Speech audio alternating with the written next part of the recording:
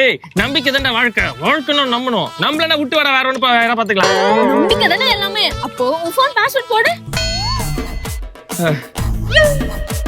அதான் வந்துட்டோம். ஏய் உங்க வீட்டுல கீழே கூப்பிடுறாங்க, வா போலாம். எங்க வீட்டுல எல்லாரும் கல்யாணத்துக்கு போயிருக்காங்க, வரதுக்கு 2 நாள் ஆகும். யாரும் கூப்பிடல, பாஸ்வேர்டை போடுறா. பாஸ்வேர்டு பாரு, சார்ஜ் 3% ஆகுது. ஓபன் பண்றதுக்குள்ள சுவிட்ச் ஆஃப் ஆயிடும். எனக்கு முக்கியமான ஒரு மெயில் வரணும், அதுக்காக வெயிட் பண்ணிட்டு இருக்கேன்னா. ஓகே, நாளைக்கு பாத்துக்கலாம்.